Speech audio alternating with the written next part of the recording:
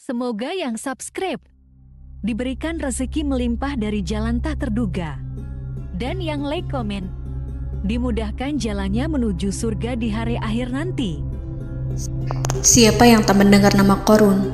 Dia adalah seorang sosok kaya raya di zaman Nabi Musa yang namanya melegenda hingga sekarang. Kisahnya diabadikan dalam Al-Quran, bahkan menjadi peribahasa atau ungkapan di masyarakat guna menggambarkan seseorang yang mirip dengan tabiatnya atau menisbatkan harta yang ditemukan terpendam dalam tanah sebagai harta Qorun. Qorun adalah miliarder kaya raya yang hidup sejaman dengan Nabi Musa. Saking kaya rayanya, Qorun setiap kali keluar dari rumahnya, ia didampingi dengan 300 pelayan laki-laki dan 300 pelayan perempuan. Qorun juga dikawal oleh 4.000 pengawal yang diiringi 4.000 binatang ternak ditambah 60 ekor unta yang khusus membawa kunci-kunci gudang penyimpanan harta kekayaannya itu. Itu dilakukan semata-mata sebagai bentuk kesombongan bahwa dialah manusia paling kaya, paling terhormat, dan memiliki pengikut setia.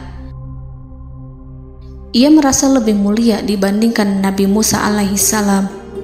Orang-orang tentu saja akan penasaran seberapa banyak harta kekayaan Qorun jika pengawal dan pembawa kunci gudang kekayaannya sebanyak itu. Lalu berapa banyakkah harta yang dimiliki Qorun yang disimpan di dalam gudangnya tersebut? Sebelum saya melanjutkan, dimohon untuk menonton video ini sampai selesai supaya tidak ada kesalahpahaman dalam memahami isi cerita, serta mohon bantu channel ini semakin berkembang dengan cara tekan subscribe dan silakan tinggalkan like serta komen positifnya.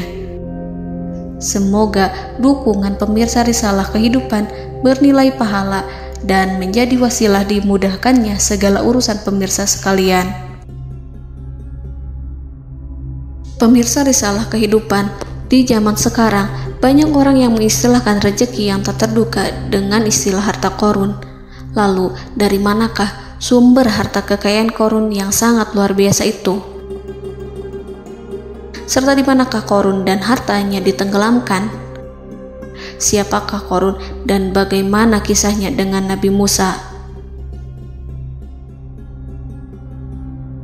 Qorun merupakan kaum Nabi Musa alaihissalam. Disebutkan oleh Ibnu Jurayj, nama lengkap Qorun adalah Qorun ibnu Yashar, ibnu Qahis, ibnu Lawi, ibnu Yakub.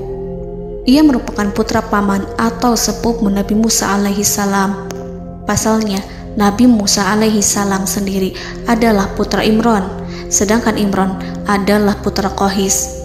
Dengan kata lain, Qorun masih satu kakek dengan Nabi Musa alaihissalam, yakni kakek Qahis. Ia adalah umat Nabi Musa yang taat. Tidak hanya memiliki banyak harta, Qorun juga termasuk orang yang cerdas dan berilmu. Ia menguasai ilmu duniawi dan ilmu ukhrawi, dan tercatat bahwa Qorun adalah ahli di bidang kimia. Dirinya tercatat sebagai ahli kitab Taurat setelah Nabi Musa. Kepandaian Qorun dalam ilmu agama membuat dirinya sering disebut dengan ilmu nawir, atau orang yang memberi cahaya dan penerangan. Suaranya terkenal merdu dalam membaca kitab Taurat. Selain itu, Qorun juga lihai dalam berbisnis. Ia mengetahui trik investasi yang menguntungkan, serta jalur perdagangan internasional yang strategis di zamannya. Kekayaan Qorun begitu banyak, sebagaimana tercatat dalam surat Al-Qasas ayat 76. Sesungguhnya Qorun termasuk kaum Musa, tetapi dia berlaku aniaya terhadap mereka. Kami menganugerahkan kepadanya perbendaharaan harta yang kunci-kuncinya sungguh berat dipikul oleh sejumlah orang-orang yang kuat. Dalam riwayat Kaisamah disebutkan, kunci gudang kekayaan Qorun dibutuhkan 60 bigol atau sejenis kuda kecil. Ukuran kuncinya sebesar jari, bahannya terbuat dari kulit, dan setiap kunci digunakan untuk satu gudang. Maka keluarlah Qorun kepada kaumnya dalam kemegahannya. Para ulama tafsir menjelaskan Qarun keluar dengan mewah diiringi dengan 300 gadis berbaju merah dan 4.000 kendaraan kuda. Tak heran, iring-iringan Qarun itu mengundang decak kagum mereka yang gandrung terhadap harta kekayaan. Sebagaimana yang terekam dalam ayat Al-Quran, moga-moga kiranya kita mempunyai seperti apa yang telah diberikan kepada Qarun. Sesungguhnya ia benar-benar mempunyai keberuntungan yang besar. Quran Surat Al-Qasas ayat 79. Namun tak sedikit kaumnya yang mengingatkan. Ingatlah ketika kaumnya berkata kepadanya, janganlah engkau terlalu bangga, sesungguhnya Allah tidak menyukai orang-orang yang terlalu membanggakan diri atau farihin. Ulama menafsirkan istilah farihin di sana juga berarti takabur, zolim, berbuat kerusakan, arogan, dan tak mau bersyukur terhadap nikmat. Qarun dikisahkan memiliki ribuan kuda yang berisikan emas dan perak. Bila keluar rumah, Qarun selalu berpakaian mewah dan dikawal 600 pelayan dan diiringi 4.000 ekor kuda serta 60 ekor unta yang membawa kunci-kunci gudang kekayaannya.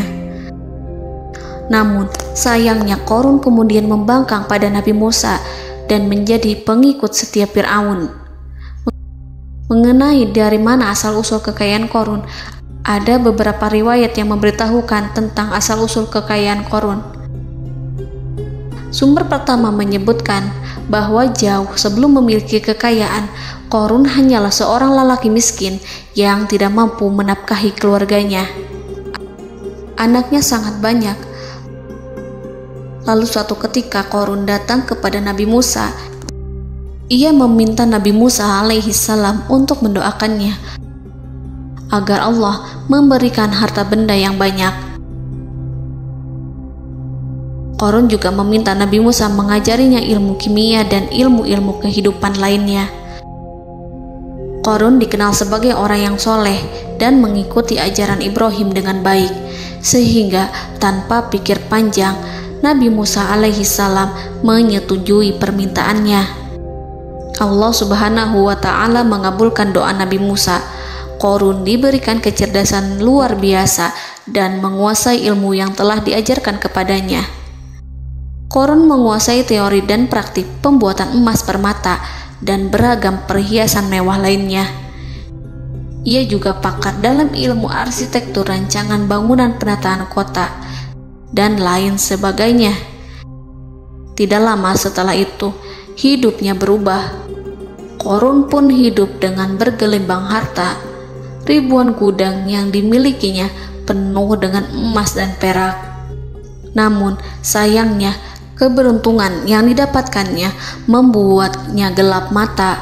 Qarun mulai hidup dengan penuh pamer, keangkuhan, dan penuh kesombongan.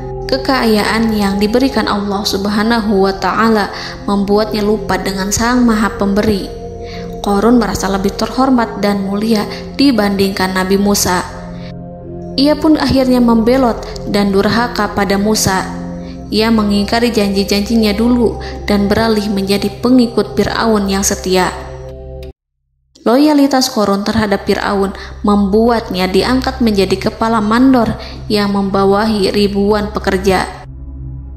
Dikisahkan bahwa Qarun bersikap semena-mena terhadap para pekerja. Ia tega memotong upah mereka.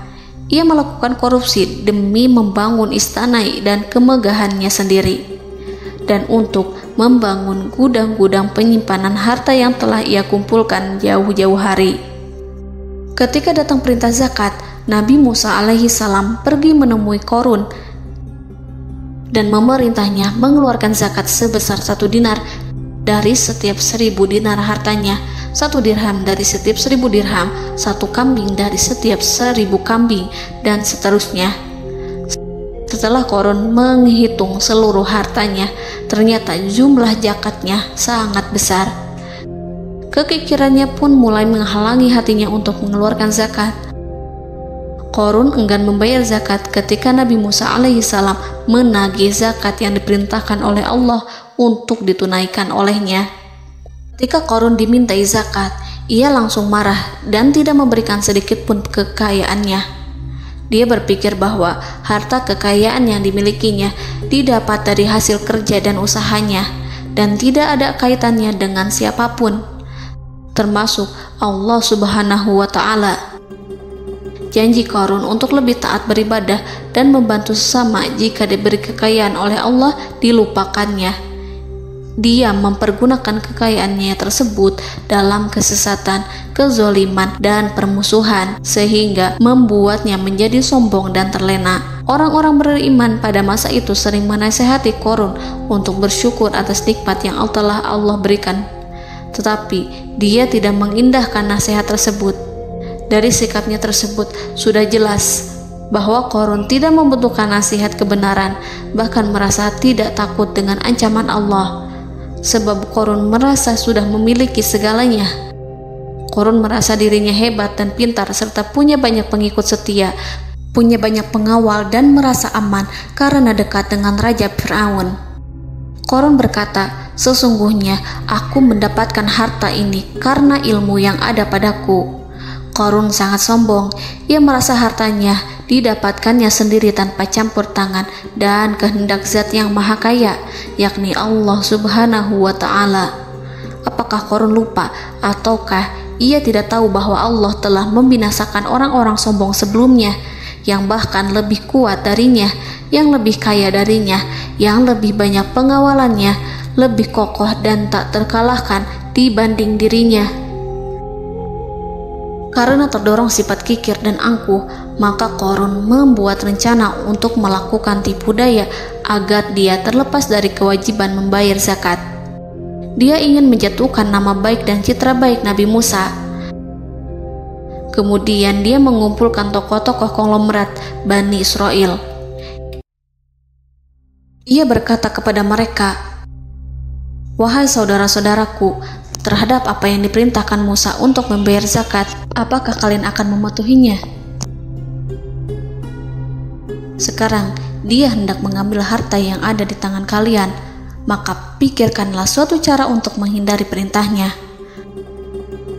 Para pembesar-pembesar yang dipanggil kemudian menjawab, "Wahai paduka Qarun, engkau lebih besar daripada kami. Kami akan melakukan apapun yang kau inginkan." Qarun berkata, "Datangkanlah kepadaku wanita cantik. Aku akan memberinya hadiah besar jika ia berhasil menggoda dan memfitnah Musa." Ketika wanita cantik yang diinginkannya datang, Qarun memberikan kepadanya uang muka sebagai jaminan. Ia akan membayarkan seluruh yang dijanjikannya ketika berhasil menjalankan misinya. Bukan hanya itu, Qarun pun berjanji akan menjadikan wanita ini sebagai istrinya. Keesokan harinya, Qarun mengumpulkan Bani Israel. Setelah itu, Qarun menghadap kepada Nabi Musa seraya berkata, "Orang-orang menanti kedatangan Anda, sampaikanlah saran dan nasihat kepada mereka." Nabi Musa kemudian keluar dari rumahnya. Ia mulai menyampaikan nasihat pada umatnya. Di antara nasihatnya, beliau berkata, "Barang siapa yang mencuri, aku akan memotong tangannya. Barang siapa yang memfitnah, aku akan mencambuknya sebanyak 70 kali. Barang siapa yang tidak mempunyai istri dan dia berbuat zina, maka aku akan mencambuknya sebanyak 70 kali. Adapun barang siapa yang memiliki istri dan ia berbuat zina, aku akan rajam dia sampai mati." Qarun kemudian berkata, "Apakah ini juga berlaku untuk Anda jika Anda sendiri yang berbuat zina? Apakah Anda akan menerima hukumannya?" Kemudian Nabi Musa menjawab, "Ya, meskipun saya sendiri yang melakukannya." Maka kemudian Qarun memanggil wanita yang telah dibayarnya. Wanita itu berdiri di depan Nabi Musa dan Bani Israel yang telah berkumpul, mengaku sedang hamil karena berhubungan badan dengan Nabi Musa. Maka marahlah Nabi Musa atas fitnah kejam yang diarahkan kepadanya. Kemudian Nabi Musa melakukan sholat 2 rakaat, lalu mendatangi wanita itu dan menyumpahnya agar mengatakan siapa yang menyuruhnya. Wanita itu menjadi ketakutan. Ia bergemetar di depan Nabi Musa dan mengaku bahwa yang menyuruhnya adalah Qarun. Lalu wanita itu bertaubat dan meminta maaf kepada Nabi Musa. Seketika Nabi Musa bersujud seraya berdoa kepada Allah agar menimpakan azab kepada Qarun. Allah memberi wahyu kepada Musa bahwa bumi telah dijadikan tunduk kepada perintah Nabi Musa. Kemudian Nabi Musa berkata kepada bumi, "Wahai bumi, telanlah Qarun beserta kekayaannya, habiskanlah semua." Kala itu Allah menurunkan wahyu kepada Musa alaihissalam untuk memerintah bumi apapun yang diinginkannya. Begitu Nabi Musa alaihissalam datang dengan wajah sangat marah, barulah Qarun merajuk, "Wahai Musa, sayangilah aku." Sementara Nabi Musa alaihissalam tak bergeming. Beliau lantas berkata pada bumi, "Wahai bumi, ambillah mereka." Seketika rumah Qarun mulai bergetar. Qarun dan antek-anteknya mulai dibenamkan hingga bagian lututnya. Rumahnya ikut turun sedalam lutut. Qarun kembali merajuk, "Sayangilah aku Musa." Rumahnya kembali berguncang. Kini Qarun dan kawan-kawannya kembali terbenam hingga pusar. Demikian pula rumahnya. Qarun terus merajuk, "Wahai Musa, sayangilah aku."